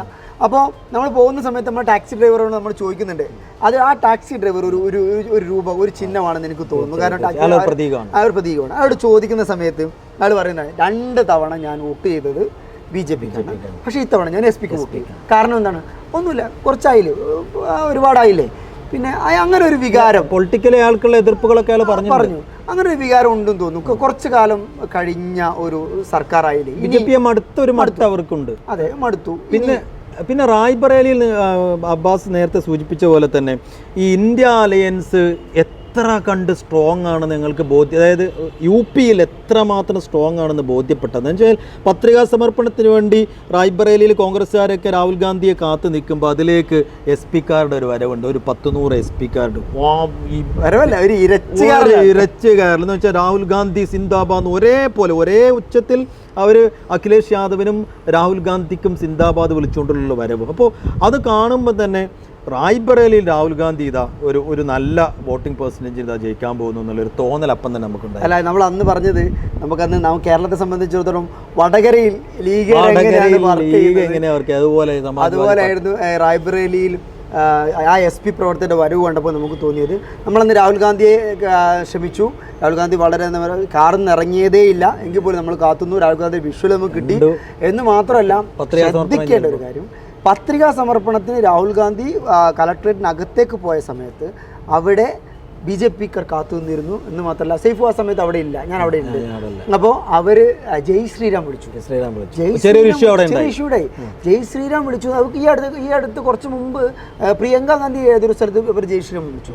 ജയ് ശ്രീറാം വിളിച്ചെന്ന് മാത്രമല്ല, ഇവർ തമ്മിൽ ഇങ്ങനെ അടിക്കലേക്ക് പോകുന്നു. അപ്പോൾ എന്ത് ചെയ്തു, പോലീസുകാർ നേരെ ഒരു ഹ്യൂമൻ ചെയിൻ ഉണ്ടാക്കി അവിടുന്ന് രക്ഷപ്പെടുത്തി. അപ്പോൾ അല്ലായിരുന്നെങ്കിൽ അവിടെ സംഘർഷത്തിന് സാധ്യത ഉണ്ടായിരുന്നു. അങ്ങനെ ഡിസ്ട്രപ്റ്റ് ചെയ്യാന്നുള്ളൊരു പണി അവിടെ BJP-ക്കാർ അവിടെ എടുത്തിട്ടുണ്ട്. ഏതായാലും അവിടുന്ന് സംസാരിച്ച എല്ലാ ആളുകളും 5 ലക്ഷം വോട്ടിനെങ്കിലും രാഹുൽ ഗാന്ധി ജയിക്കുന്നാണ് പറയുന്നത്. അതിന് ഒരു പ്രസക്തി എന്താണെന്ന് വെച്ച് കഴിഞ്ഞാൽ ആ റായ്ബറേലി ലോക്സഭാ സീറ്റിലെ 6 നിയമസഭാ മണ്ഡലങ്ങൾ SP-യുടെ കയ്യിലാണ്. അപ്പോൾ SP അവിടെ അത്രയും വലിയ ആവേശത്തിൽ നിൽക്കുന്നതുകൊണ്ട് എനിക്ക് തോന്നുന്നു രാഹുൽ ഗാന്ധി നല്ലൊരു മജോറിറ്റിയിൽ അവിടെ വിജയിക്കാനുള്ള സാധ്യത. മറ്റിടങ്ങളിലൊക്കെ ഒരു പക്ഷേ കോൺഗ്രസിന് വലിയ തിരിച്ചടി ഉണ്ടായേക്കാം, ചിലപ്പോൾ തിരിച്ചുവരവ് ഉണ്ടായേക്കാം. പക്ഷേ റായ്ബറേലിയിൽ എനിക്ക് തോന്നുന്നു വലിയ നേട്ടം ഉണ്ടാകും. പിന്നെ റായ്ബറേലിയുടെ കൂടെ പറയുകയാണ്, നമ്മൾ അമേഠിയിൽ പോയിട്ടില്ല എങ്കിലും ഒരുപാട് ആളുകൾ നമ്മൾ അമേഠിയെ കുറിച്ച് കൂടി ചില ആളുകൾ സംസാരിച്ചു. അമേഠിയിൽ ഇത്തവണ സ്മൃതി ഇറാനി തോൽക്കുമെന്ന് പ്രവചിച്ച ഒരുപാട് ആളുകൾ നമ്മളവിടെ കണ്ടിട്ടുണ്ടായിരുന്നു. റായ്ബറേലിയിൽ നമ്മൾ പോയത് പ്രധാനമന്ത്രിയുടെ നരേന്ദ്രമോദിയുടെ മണ്ഡലമായ വാരാണസിയിലേക്കാണ്, കാശിയിലേക്കാണ്. അവിടെയാണ് നമ്മൾ ഗ്യാൻവാപ്പിയിൽ പോയത്. കാശിയിൽ നമ്മൾ നേരത്തെ തീരുമാനിച്ചതാണ്. ഒരു പക്ഷേ അങ്ങനെ സംഭവിക്കാതിരിക്കട്ടെ നമുക്ക് പ്രാർത്ഥിക്കാം. ഒരു പക്ഷേ അടുത്തൊരു ബാബരി മസ്ജിദ് ആവാനുള്ള സാധ്യത നിലനിൽക്കുന്ന കാശിയിലെ ഗ്യാൻവാപ്പി മസ്ജിദിൽ നമ്മൾ പോകണമെന്ന് നമ്മൾ നേരത്തെ തീരുമാനിച്ചതായിരുന്നു. വല്ലാത്ത അനുഭവമായിരുന്നു. ഈ ഗ്യാൻവാപ്പി മസ്ജിദ് നമ്മളന്ന് ടെലികാസ്റ്റ് ചെയ്ത നമ്മുടെ യൂട്യൂബിലൊക്കെ പങ്കുവച്ചൊരു വീഡിയോ ഉണ്ട്. ആ വീഡിയോ നമ്മൾ പറയാതെ കാണാത്ത ചില കാഴ്ചകൾ കൂടി അവിടെ ഉണ്ട്. എനിക്കത് പറയേണ്ടതുണ്ടെന്ന് തോന്നുന്നു. നമ്മൾ ആ വീഡിയോ ഷൂട്ട് ചെയ്യുന്ന സമയത്ത് 2 സ്ഥലത്ത് 2 ഔട്ട് പോസ്റ്റുകളിൽ മുകളിൽ 2 പട്ടാളക്കാർ AK-47 തോക്കുമായിട്ട് നിൽക്കുന്നുണ്ടായിരുന്നു. അത് അവഗണിച്ചിട്ടാണ് നമ്മൾ അവിടുന്ന് ആ വീഡിയോ ഷൂട്ട് ചെയ്യാൻ തീരുമാനിച്ചത്. നമ്മൾ ആ വീഡിയോ ഷൂട്ട് ചെയ്തതും ഏതായാലും അതീവ സുരക്ഷയുള്ള ഒരു സ്ഥലമാണ്. നമ്മളുടെ ഒരു അസർ നമസ്കാരത്തിനാണ് നമ്മളവിടെ എത്തിയത്. അവിടെ കണ്ടു, 30 ആളുകൾ നിസ്കരിക്കുന്നുണ്ടായിരുന്നു. അവരോട് കാര്യങ്ങൾ ചോദിച്ചു. അത് കാണുമ്പോൾ തന്നെ അതിന് ചുറ്റുമുള്ള ഇരുമ്പ് വേലികൾ, ആ 12 ഇരുമ്പ് വേലിയുടെ ആ ദണ്ട് മുറിച്ചിട്ടാണ് ഈ ഉദുഖാന എന്ന് പറയുന്നതിൻ്റെ തൊട്ട് താഴെ ശിവലിംഗം സ്ഥാപിച്ച അവിടെ ക്ഷേത്രം തുടങ്ങും. തൊട്ടുറുമ്മി നിൽക്കുകയാണ് കാശി ക്ഷേത്രവും ഈ പള്ളിയും. പള്ളിയാണ് ഗംഭീരമായൊരു നിർമ്മിതിയാണ്. പക്ഷെ നമ്മൾ അതിൻ്റെ ഉള്ളിലെത്തി നോക്കുമ്പോൾ സങ്കടം തോന്നും. ചുവരൊക്കെ ഇങ്ങനെ പൊട്ടിപ്പൊളിഞ്ഞ് വീഴുന്നുണ്ട്. ഒരേ സമയം കാശി ക്ഷേത്രം ഗംഭീരമായ ചുവരുകളൊക്കെ ഏറ്റവും മനോഹരമായ, കണ്ടാൽ അത്രയും അട്രാക്റ്റീവായിട്ടുള്ള ഗ്രാനൈറ്റൊക്കെ വെച്ചിട്ട് ഗംഭീരമായി പുതുക്കി പണിതുണ്ട് ഈ കാശി ശിവക്ഷേത്രം. പക്ഷേ ഇപ്പുറത്ത് പള്ളിയാണെങ്കിൽ പൊട്ടിപ്പൊളിഞ്ഞു. അതിൻ്റെ ഉള്ളിൽ മാത്രം അവർ എനിക്ക് തോന്നുന്നു നിസ്കരിക്കാൻ കമ്മിറ്റി ഒന്ന് ലെവലാക്കി വെച്ച, പുറമൊക്കെ അത്രയും വലിയൊരു ഗംഭീരമായ മുകള നിർമ്മിതി ഇങ്ങനെ ഒരു നാശത്തിൻ്റെ വക്കി നിൽക്കുന്ന വളരെ സംഘത്തോട് കാണേണ്ടി വരുന്നൊരവസ്ഥയല്ലേ അവിടെ. എനിക്ക് തോന്നുന്ന ഒരു സാധനം എന്ന് വെച്ചാലേ, അവിടെ കാശി വിശ്വനാഥ ക്ഷേത്രവും അതേപോലെ ഗ്യാൻവാപ്പി മസ്ജിദും തൊട്ടുരുമി നിൽക്കേണ്ട ഇന്ത്യയുടെ മതസാഹോദര്യത്തിൻ്റെ ഒരു വലിയ പ്രതീകമായി നിൽക്കുന്ന രണ്ട് സ്തംഭങ്ങളെ സംഘർഷത്തിൻ്റെയും കാലുഷ്യത്തിൻ്റെയും രണ്ട് ചിഹ്നങ്ങളാക്കി, പ്രതീകങ്ങളാക്കി മാറ്റുന്നു എന്നുള്ളതാണ് എനിക്ക് ഏറ്റവും ദുഃഖകരമായി പേഴ്സണലി. നമ്മളെ കൂടെ വന്ന ഷാക്കിറ പുള്ളി പറഞ്ഞ ഓർമ്മയുണ്ടോ, കമ്മീഷണറുടെ നേതൃത്വത്തിലാണ് രാവിലെ പൂജ തുടങ്ങി. നമ്മൾ പിന്നെ എന്ത് ചെയ്യും? നമ്മൾ ചോദിച്ചു, അല്ല നിങ്ങൾ ഇതിനകത്തൊന്നും ചെയ്തില്ലേ? കമ്മീഷണറുടെ നേതൃത്വത്തിൽ വന്നിട്ട് പൂജ തുടങ്ങി. നമ്മൾ എവിടെ കേസ് കൊടുക്കാൻ, എന്താ ചെയ്യേണ്ടത്? പക്ഷേ അവരിപ്പോഴും കേസുമായി മുന്നോട്ട് പോകുന്നുണ്ട്. സുപ്രീം കോടതിയിൽ കേസുണ്ട്. ആ ഒരു പ്രതീക്ഷ അവർക്ക് ഇപ്പോഴും ഉണ്ട്. പക്ഷെ വീണ്ടും ഒരിക്കൽ കൂടി BJP അധികാരത്തിൽ കയറിയാൽ എന്താവും എന്നുള്ളൊരു വല്ലാത്ത ആശങ്ക അഞ്ജുമൻ ഉണ്ട്. പക്ഷെ അതിൽ മനസ്സിലാക്കണം സിഫു, ആ കാശി വിശ്വനാഥ ക്ഷേത്രം നിൽക്കുന്ന സ്ഥലത്ത് ഒരുപാട് മുസ്ലിം കച്ചവടക്കാരുണ്ട് ഇഷ്ടംപോലെ. അപ്പോൾ ഞാനൊക്കെ ഒരു 5 കൊല്ലം മുമ്പ് പോകുന്നതിനപ്പുറത്തേക്ക് ഈ സമയത്തുമ്പോൾ ഒരുപാട് തീർത്ഥാടകർ കൂടി. ഇപ്പോൾ ഇവിടെ ഇഷ്ടംപോലെ തീർത്ഥാടനം. നമുക്കറിയാലോ, നമ്മളന്ന് ഒരു 10 മിഠായി തെരുവുള്ള മനുഷ്യന്മാരന്ന് ആ ഏരിയയിലുണ്ട്. നമ്മൾ അങ്ങനെയല്ലേ നമ്മൾ ഗംഗയിലെ ഗട്ടിലേക്ക് പോകുന്നത്. ഗംഗയിലെ ഗട്ടിൽ പോയി കണ്ട കാഴ്ചകൾ. ഈ മോദി സർക്കാർ ഏറ്റവും കൂടുതൽ പണം ചെലവഴിച്ച പദ്ധതികളിലൊന്ന് ഗംഗ ശുദ്ധീകരിക്കുക എന്നുള്ളതാണ്. ഗംഗ ഇപ്പോഴും ശുദ്ധീകരിച്ചിട്ടില്ല. നമ്മളതിൽ കുളിക്കുന്ന മനുഷ്യന്മാരെ കണ്ടില്ലേ? ഇന്ത്യൻ രാഷ്ട്രീയ ഭാവിയിലെ ഒരു വലിയ ഫിഗറായി തേജസ്വി യാദവ് മാറും എന്നുള്ള കാര്യത്തിൽ ഒരു തർക്കമില്ല. കാരണം അയാൾ വിഷണറിയാണ്, അയാൾ യങ് ആണ്, അയാൾക്ക് ആൾക്കൂട്ടത്തെ കയ്യിലെടുക്കാൻ അറിയാം. അങ്ങനെ ഒരുപാട് ക്വാളിറ്റീസ് അയാൾക്കുണ്ട്. മാത്രമല്ല, ഇപ്പോൾ മോദിയുടെ പ്രസംഗം ഒരു കയ്യിലും അയാൾ നടപ്പാക്കിയ കാര്യങ്ങൾ ഒരു കയ്യിലുമായിട്ട് അയാൾ ജനങ്ങളുടെ മുന്നിൽ നിൽക്കുന്നതിനപ്പുറത്ത് 19 മാസം അയാൾ ഉപമുഖ്യമന്ത്രിയായിരുന്ന കാലത്ത് കൊടുത്ത തൊഴിലും 19 വർഷം നിതീഷ് കുമാർ മുഖ്യമന്ത്രിയായിരുന്ന കാലത്ത് കൊടുത്ത സാധനം വെച്ചിട്ട് അയാളുടെ ഒരു പ്രസംഗമുണ്ട്. അതിങ്ങനെ രാഹുൽ ഗാന്ധി തന്നെ കേട്ട് നിൽക്കുന്നുണ്ട്. പിന്നെ അയാളുടെ വാക്ചാതുരി, ഗംഭീരമായ വാക്കുകൾ കൊണ്ട് അമ്മാനാടുന്ന ഒരാൾ കൂടിയാണ്. അതുകൊണ്ട് ഈ ഇലക്ഷനിൽ തേജസ്വി യാദവ് എന്നുള്ള പേര് അടിവരയിട്ട് വെക്കാം. അയാളിലൂടെ ഇന്ത്യ മുന്നണിക്ക് വലിയ നേട്ടമുണ്ടാകാൻ പോകുന്നു എന്നുള്ള കാര്യത്തിൽ ഒരു തർക്കവുമില്ല. അതിനപ്പുറത്തേക്ക് ബീഹാറിൻ്റെ ഭാവിയിലും ഇന്ത്യൻ രാഷ്ട്രീയത്തിൻ്റെ ആകെ ഭാവിയിലും തേജസ്വി യാദവ് എന്ന ഫിഗർ അങ്ങേയറ്റം നിർണായകമാണ്. നമുക്ക് അവിടുന്ന് പട്നയിൽ നിന്ന് മനസ്സിലായ ഒരു ചിത്രമാണ്. നമ്മൾ നേരെ പോകുന്ന കൊൽക്കത്തയിലേക്കാണ്. കൊൽക്കത്തയുടെ രാഷ്ട്രീയം പറയേണ്ടത് തന്നെയാണ്. അവിടെ എനിക്ക് നിരീക്ഷിക്കേണ്ട 2 കാര്യങ്ങളുണ്ട്. ഒന്ന്, മമതാ ഗവൺമെന്റിനെതിരെ ഒരു ഭരണവിരുദ്ധ വികാരം, കൃത്യമായ പ്രകടമായ എന്ന് പറയുന്ന ഒരു പ്രശ്നം. അത് കുറെ കൂടി ഉള്ളേരിയയിലാണ് സംഭവിച്ചതെങ്കിൽ പോലും സ്ത്രീ വോട്ടർമാർക്കിടയിൽ ആളുകൾക്കിടയിൽ നമ്മളെ കേരളക്കാരെ കുറിച്ച് പറയുന്നത് പോലെ തന്നെ കൽക്കത്തക്കാർ, ബംഗാളികൾ നല്ല പൊളിറ്റിക്കലാണ്. അതുകൊണ്ട് പൊളിറ്റിക്കലായിട്ടുള്ള ഓരോ മൂവ്മെൻറ്റും അവർ കൃത്യമായി ശ്രദ്ധിക്കുന്നുണ്ട്. അപ്പം ഇതിലേക്ക് വരുന്ന സമയത്ത് അവർ സന്ദേശ് കെയിലിയെ കുറിച്ച് സംസാരിക്കുന്നുണ്ട്, മമതയുടെ അഴിമതിയെ കുറിച്ച് സംസാരിക്കുന്നുണ്ട്, 2-3 പ്രധാന അഴിമതിയെ കുറിച്ചും സംസാരിക്കുന്നുണ്ട്. അതൊരു വലിയ ആരോപണമായി. അതുമാത്രമല്ല, ഇവരുടെ കൂടെയുള്ള ആളുകൾ ജയിലിലാണെന്ന് പറയുന്നുണ്ട്. അതുകൊണ്ട് ഒരു ഭരണവിരുദ്ധ വികാരം ഉണ്ട്. തീർച്ചയായും ഭരണവിരുദ്ധ വികാരം ഉണ്ട്. നമുക്ക് മനസ്സിലാകിടത്തോളം അത് ഗുണം ചെയ്യ BJPക്കാണോ എന്നുള്ളൊരു സംശയം. കഴിഞ്ഞ 2019 തെരഞ്ഞെടുപ്പിൽ 18 സീറ്റാണ് BJPക്ക് അവിടെ കിട്ടിയത്. ഒരു പക്ഷേ എൻ്റെ ഒരു പ്രാഥമിക വിലയിരുത്തൽ പ്രകാരം ഇത്തവണയും അത് നിലനിർത്താം എന്നുള്ളതാണ്. പിന്നെ മാത്രമല്ല, ആ ഒരു ഇന്ത്യ മുന്നണിയായി മമത നിൽക്കാത്തതൊരു വലിയ മണ്ടത്തരായിരുന്നു എന്ന് എനിക്ക് തോന്നി. എന്ന് വെച്ച് കഴിഞ്ഞാൽ അവിടെ അടിത്തട്ടിൽ സാധാരണക്കാർക്കിടയിൽ മമതയെ ആളുകൾക്ക് മടുത്തു തുടങ്ങി എന്നുള്ളൊരു അവസ്ഥയുണ്ട്. ആ അവസ്ഥയിൽ കുറെ കൂടി കോൺഗ്രസിനെയും CPM-നെയും ഒക്കെ കൂട്ടിക്കൊണ്ട് BJPക്കെതിരെ ഫൈറ്റ് നടത്തേണ്ട ഘട്ടത്തിൽ മമത ഒറ്റയ്ക്ക് നിന്നുകൊണ്ട്, അതായത് കോൺഗ്രസിനെയും CPM-നെയും ഒക്കെ പിണക്കിക്കൊണ്ട് ഒറ്റയ്ക്ക് നിൽക്കുന്നൊരവസ്ഥ അവർക്ക് ഗുണം ചെയ്യില്ല എന്ന് തന്നെയാണ് എൻ്റെ ഒരു പേഴ്സണൽ വിലയിരുത്തൽ. അത് പക്ഷേ ഗുണം ചെയ്യാൻ പോകുന്ന BJPക്കായിരിക്കും. അതായത് തൃണമൂൽ കോൺഗ്രസിന് കുറയുന്ന സീറ്റുകളിൽ കൂടുതലും BJP പിടിച്ചേക്കാം. പക്ഷെ ഇന്ത്യ മുന്നണിക്ക് സീറ്റുകൾ ഇപ്പം നിലവിലുള്ള സീറ്റുകളിൽ നിന്ന് ഒരു ചെറിയ വ്യത്യാസം കാണാനുള്ള സാധ്യത. BJP ഇത്തവണ CPM-ന് കൂടി അവിടെ സീറ്റ് ഉണ്ടാവും എന്നുണ്ടെങ്കിൽ സലീം അവിടെ ജയിക്കുമെന്നാണ് എനിക്ക് തോന്നുന്നത്. കൊൽക്കത്ത വിട്ട് നമ്മൾ വിശാഖപട്ടണം പോയി അല്ലേ? പിന്നീട് നമ്മൾ നേരത്തെ പറഞ്ഞ ഒരു ഓട്ടമായിരുന്നു. വിശാഖപട്ടണം, ഹൈദരാബാദ്, പിന്നെ രണഗുണ്ട, തിരുപ്പതി ഇങ്ങനെ സ്ഥലങ്ങളിൽ നമ്മൾ ഓട്ടപ്രദക്ഷിണം പോലെയാണ് നമ്മൾ പോയത്. ആന്ധ്ര പിന്നെ എനിക്ക് തോന്നുന്നു YSRും ജഗനും തന്നെ കുറിയും കഴിഞ്ഞ തവണ 23 സീറ്റ് അത്രയും ഉണ്ടാവില്ല എങ്കിൽ കൂടിയും TDPയും ജനസേനയും നമ്മൾ വിശാഖപട്ടണത്തൂടെ പോകുന്ന ജനസേനയും പവൻ കല്യാണയും നമ്മൾ നടന്നു. അപ്പോൾ ആ ഒരു NDA സഖ്യം കുറച്ചുകൂടി സീറ്റുകൾ നേടാൻ സാധ്യതയുണ്ട്. TDPയും BJPയും ജനസേനയും ഒരു ത്രികക്ഷി സഖ്യമാണ്.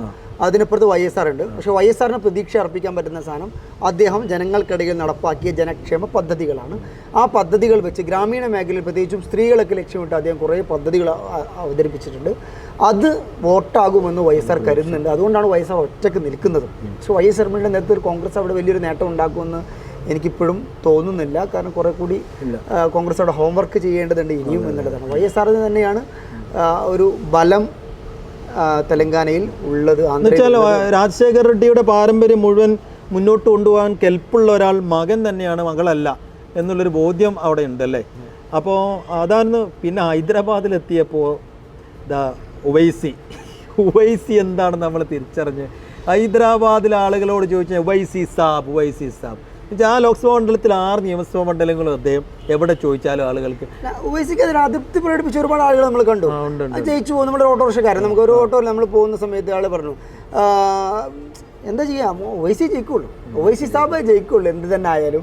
ഉവൈസി ഇത്രമാത്രം പവർഫുള്ളാണ് ഹൈദരാബാദിൻ്റെ ടെറിട്ടറിയിൽ എന്നുള്ളത് നമുക്ക് കൃത്യമായിട്ട് അത് ബോധ്യപ്പെടുത്താം. ഏതായാലും അവിടെ ഒരു വലിയ മാറ്റം ഹൈദരാബാദ് ലോക്സഭാ മണ്ഡലത്തിൽ പ്രതീക്ഷിക്കുന്ന ഒന്നും സംഭവിക്കാൻ സാധ്യതയില്ല എന്നുള്ളത് തന്നെയാണ് നമുക്ക്. പക്ഷേ തെലങ്കാനയിൽ രേവന്ത് റെഡ്ഡി കോൺഗ്രസിൻ്റെ നേതൃത്വത്തിൽ ഒരു പുതിയ സർക്കാർ രൂപവൽക്കരിച്ചതാണ്. പക്ഷെ അതിൻ്റെ ഒരു ഗുണമൊന്നും അവിടെ ഉള്ളതായിട്ട് എനിക്ക് പേഴ്സണലി ഫീൽ ചെയ്തില്ല. രേവന്ത് റെഡ്ഡി പുതിയൊരാളായതുകൊണ്ട് തന്നെ.